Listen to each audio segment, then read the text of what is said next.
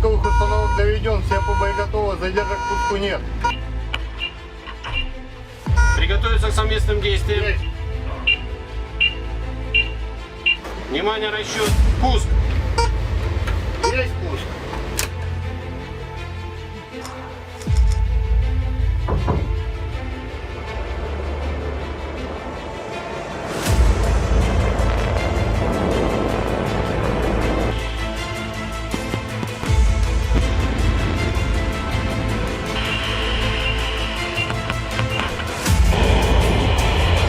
Presiden Rusia Vladimir Putin mengawasi latihan nuklir besar-besaran pada hari Sabtu, tanggal 19 Februari tahun 2022.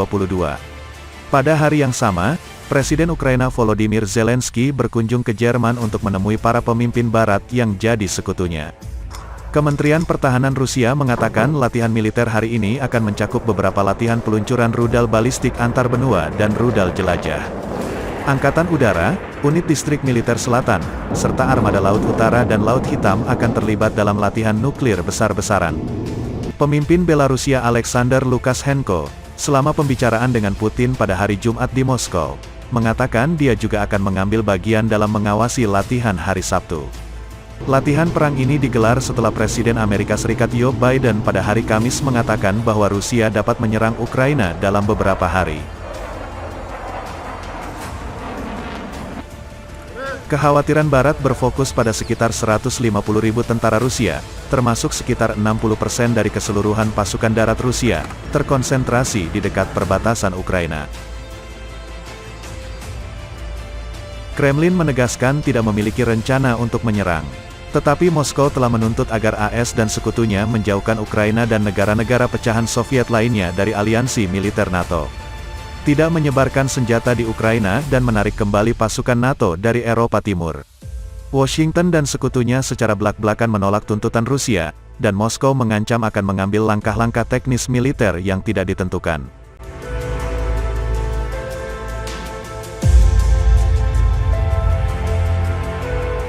Juru bicara Kremlin Dmitry Peskov mengatakan Rusia bersikap transparan tentang latihan hari Sabtu, telah memberikan pemberitahuan ke semua saluran yang tepat, dan bahwa latihan ini tidak boleh membuat khawatir siapapun.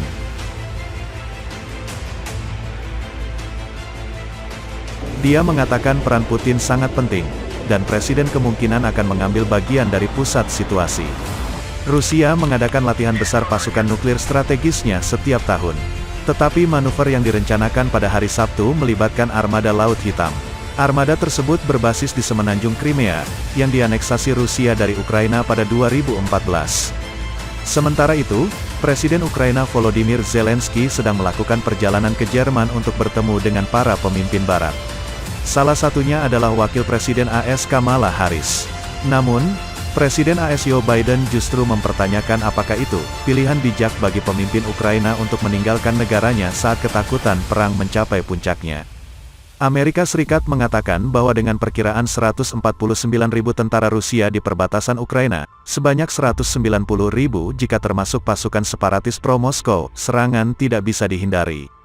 Rusia tidak pernah memberikan jumlah untuk penempatan pasukannya di sepanjang perbatasan dengan Ukraina atau berapa banyak yang mengambil bagian dalam latihan yang sedang berlangsung dengan negara tetangga, Belarusia.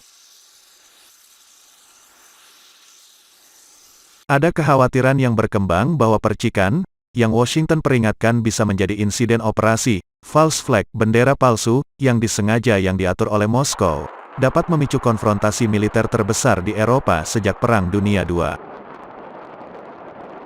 Kepala NATO Jens Stoltenberg, yang menghadiri konferensi keamanan Munich, memperingatkan jumlah pasukan Rusia yang dikumpulkan jauh melebihi yang dibutuhkan untuk latihan militer, dan bahwa Rusia memiliki kapasitas untuk menyerang tanpa peringatan.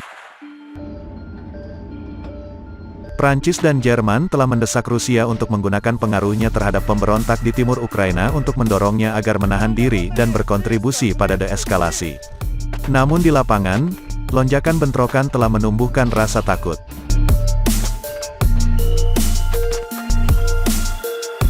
Seorang reporter AFP di dekat garis depan antara pasukan pemerintah Ukraina dan separatis pro-Rusia di wilayah Luhansk mendengar ledakan.